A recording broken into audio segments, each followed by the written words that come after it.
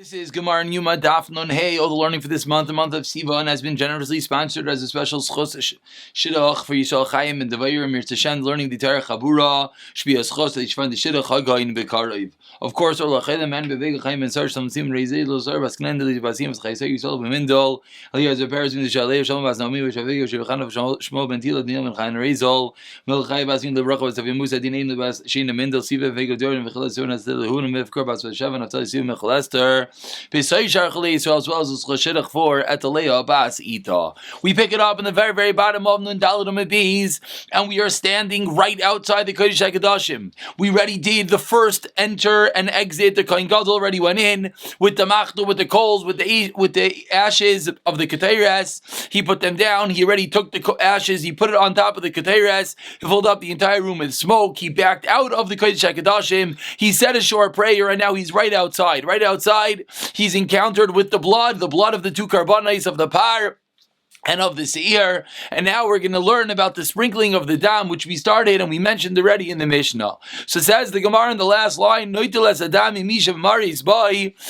the dam, the blood, for the one that is stirring it, and then the Mishnah continued and said that he sprinkles it towards the Arain, the Kapayres, not directly above or below, but rather Kimatz leaf. Says the Gemara, my Kimatz leaf, what does that mean? Machvi Rav Yehuda showed, as we turn over to Nonhea Mebeis Kimin Da No, like one who whoops, that when you whip someone, Rashi over here explains, you don't try to go in the exact same place each time. Each time is a drop higher, drop lower. So too, when they did the zerika, the sprinkling of the blood, each one was a drop lower, like we saw the picture of the other day. It went a drop lower each and every time. Tana, we learned in a Mishnah. Says the Gemara, when they sprinkle, they don't sprinkle on the kapayres, on the cover of the aron itself, a cover which held the keruvim, a very special part of the aron HaKodesh, but rather connected the ovya shel kapayres, rather the thickness of the kapayres, but nothing actually would touch the aron. And when they would sprinkle above, what would he do? How would he do it? Meaning, we just learned they did above and below. What does exactly it mean, below and below? So says the Gemara, what does it mean? He would turn his down to the bottom and he would sprinkle upward. What does it mean? When he would sprinkle downward, you would put his hand down. So this was down and this was up, and that was the sprinkling, achas lamayla, v'achas lamata, etc., etc. Says the Gemara Minani, immediately 4 lines from the bottom. Where do we know this? Very good. You're telling me where they sprinkle it to the kapayres above and below means the hand facing down or the hand facing up. Where do we know such a din? Amar Rav Acha bar Yaakov Amar Rav Zira Makra v'hiza oisai ala kapayres lifnei kapayres. It says in the Torah that you should sprinkle it upon the kapayres, which is called above, and you should sprinkle it in front, lifnei kapayres, which is called below. Now the Gemara explains, lo yomer lamata b'seir. It should not have to say lamata, sprinkling it below by the seir. Again, there's 2 sprinklings, which really are going to be 4 sprinklings. We're going to have the par and the seir inside the Kodesh HaKadoshim. Then we're going to have the par and the seir outside the Kodesh HaKadoshim. What's going to ensue right now is we're going to have psukim by one, and we're going to learn, as always, to the others. We have the par, and then we're learning to the seir. So says the Gemara, why by the seir does it have to say, Lo yomer lamata b'seir d'lo tzarich? There's no reason to mention by the seir that you sprinkle it below. Why not? Because we should learn it out from the par. Just like by the par you sprinkle it below, so too by the seir should be the same thing. So lama nemar. So why by the seir does it say to sprinkle it below? La'akushe ala lifnai, to equate it and to compare it to al-lifnei, to that which is in front of, like we said, lifnei ha-kapayres. Ma-lifnei, just like when it's in front of the kapayres, the lav al. What does it mean in front of the kapayres? It doesn't mean on, it means in front of, below. Af al, so to when it's on the kapayres, the lav al doesn't mean it's actually on the kapayres, it just means towards that direction. So Gemara just proved that al and the fnei on the kapayris and underneath the kapayris neither means on the actual arain, rather it means towards that direction, up and below, as we see that there was no reason to repeat in the Torah. The lefnei, the lamata, the underneath when it came to this ear. Why did it repeat it? To equate the two, to equate this ear and the par and teaches us like when it came to limata, didn't actually touch it, so too le'emaila. Says the Gemara, how do you know what you're saying is right? Adraba, learn the exact opposite, meaning there's lifnei and there's al. Al literally means on the kapayris. Lifnei means in front of, but not touching the kapayris. So the Gemara just learned that just like lifnei means don't actually touch it, al means don't actually touch it on top of. The Gemara says maybe exactly the opposite. Maybe just like al sounds like it means on it, you actually touch it. Lifnei also means it. Ask the Gemara Adrabah. Let's learn the exact opposite. Don't say above by the par. It's not necessary. Why? To come read by the seer. Because it's already says al by seer on top of. So why does it go out of its way by the par to say ala kushe lifnai leal? This is the exact opposite we just said before. Now we're equating lifnei in front of leal to on. And ma'al, just like on, is al mamish. Af lifnei al mamish. Says the Gemara, af lifnei al mamish. So ask the Gemara, how do you know what you're saying is correct? You just suggested equate on to in front of. Just like in front of doesn't actually touch it, on doesn't actually touch it. Correct, the Gemara asked the Gemara, say exact opposite. Just like on means to touch it, so to lifnei should mean to touch it. Answers the Gemara, ha ma. Hi, Mai. What exactly are you asking? If you're going to tell me limata this ear, if you're going to tell me la kushe, like we said in the first drasha, that when it says limata below, lifnei in front of by this ear, limayla depar, then I understand why it had to say l'mayla on top of by the par. Why? The Tani Rav Eliezer ben Yaakov al Pnei HaKapayres. Why does the Torah have to say al Pnei HaKapayres Kedma? The Torah teaches us by the par, by the bull, that where do you sprinkle it al? On in the Kapayres Kedma, which is facing eastward. Zebana Av Kol Makom Shnemar Pnei Einei Kadim. That wherever it says Pnei in front of, towards that direction, it means Kadim, it means east. So that pasuk by the par is certainly necessary. So the Gemara says it makes a lot of sense to equate that pasuk of al by the par to the pasuk of lifnei by seir. But the way that you just asked the question,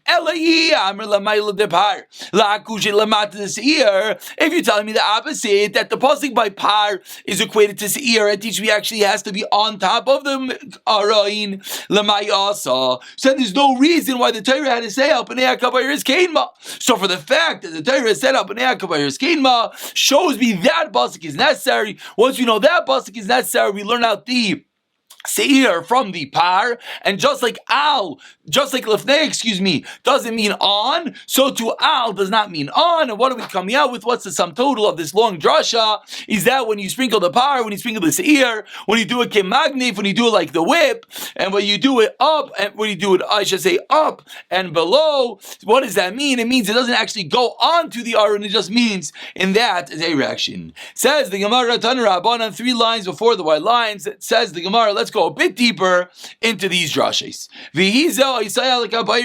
Says the Torah by the seir that you sprinkle it on the kapayris, and as well it says you sprinkle it in front of the kapayris. Lamanu, what does this teach us? Kama lamayla b'seir achas. What does this teach us? It teaches us that Lamanu, that many, kama lamaila, how many times do you sprinkle it lamaila b'seir, by this ear? Achas, one time. Lamata b'seir eini yodea. How many kama? When you sprinkle it below by this ear, I don't know precisely how many times should it be. When it comes to on top by this ear, that we know is one time. But what about on the bottom? Harini dan, so you know what I'm going to learn out as follows. Namru damim lamata lamata bipar. Again, the same type of drush are always going to be equating one to the other. By the par, it says damim in the plural, them or dam lamata b'seir. It says damin underneath by the seir. Ma lamata bipar sheva, lamata b'seir sheva. So says the Gemara, that's how I know that when it comes to the seir, one above and the 7 below, we learn out from par. But I asked the Gemara, how do you know what you're saying is right? 3 lines down. Maybe the exact opposite. Just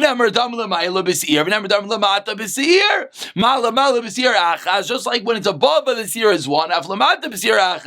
So too when it's on the bottom by the seer is 1. So how do you know to equate the bottom of seer to the bottom of par? Maybe we equate the bottom of seer to the top of seir. Says the Gemara, nira lemi daime. What's it more comparable? Danimata mimata bin danimata limala. Again, we had 2 choices. We have to figure out the seir, how many times we sprinkled below. So the Gemara first suggested we learn out from the par. Just like the par below is 7 times, so to the seir below is 7 times. Says the Gemara, no, maybe not. Maybe we should learn below by this ear from above by this ear. Just like above is 1, so to below is 1. Says the Gemara, no, it makes more sense, it's more logical to say that which is below from below, meaning the seir from the par that it's 7 times, and that being done in the opposite of mata lemala. Says the Gemara, adarabba, no, done in gufa mi gufa, being done in gufa mi lemaila. So we're not sure. Maybe it makes more sense to learn from itself. Meaning, on one hand, you want to learn seir from seir. So just like above by seir is 1, below is seir is 1. On the other hand, you want to learn lemata lemata. Just like below by the par is 7, so to below by the seir is 7. Talmud loymar. So because we don't know what to do, says the Torah, due to its blood by the seer, like you did to the par. The Torah did not have to say kasher asa like you did.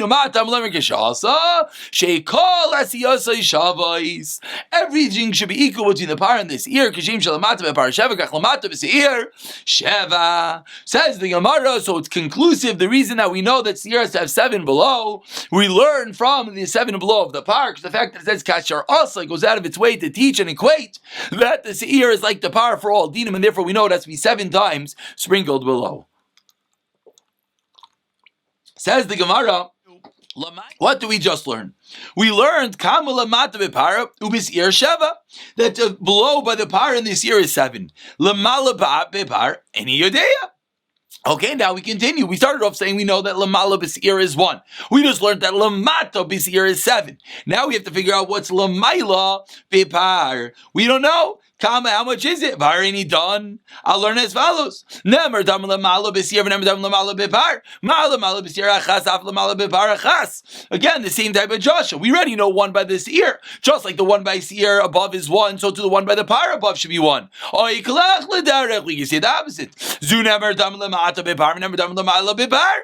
Maybe we equate par to itself. Malamata b'par sheva, af lamala b'par sheva. Just like below is 7, above is also 7. Here, let me tell you what's more comparable than lamala. Says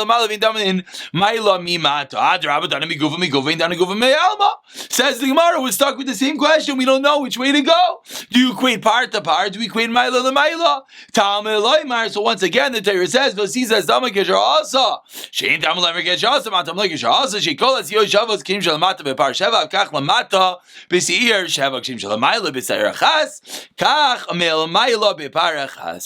says the Gemara, after lengthy Joshua, comes out that the seer and the par are totally equal. Just like the par is 7 below, the seer is 7 below. Just like the seer has 1 above, the par has 1 above. Says the Gemara, we're holding at the 2 dots, about 15 lines from the bottom of Nun Hey Amid Aleph. Achas v'achas, achas v'shtayim. The Kohen Gadol counting in Yom Kippur as he sprinkles, first he does achas. And then each time he counts, he says, I did one, and now I did another one. I did 1, and now I did another 2. I did 1, I did now another 3. Says the Gemara, Tan Rabbanan, achas. First, the Kohen Gadol would sprinkle one time above, and he would say one. Achas v'achas. Then, as he would sprinkle downward, you would count one and one. Achas v'shtayim, you count one and two. Achas v'shalosh, achas arba, achas chamesh, achas sheiz, achas shava. Tevir Meir, each time he would mention the first sprinkling above, and then he would count the seven below. Rav Yehuda Omer achas. Achas v'achas. Shtayim v'achas. Shalosh v'achas. Arba v'achas. Chamesh v'achas. Sheva v'achas. Rav Yehuda disagrees, and he says you first mention the below, the as it builds, and then you mention the above. And says the Gemara, very interestingly, below pligi Mark Yasrei, which is different ways that they counted in each locale of Rameir and Rav Yehuda. That is the reason why when the Kohen Gadol is sprinkling, he counts one and one and two, etc., or 1, 2, 1 and 1, 2 and 1, 3 and 1, etc. Says the Gemara, what do we see very clearly?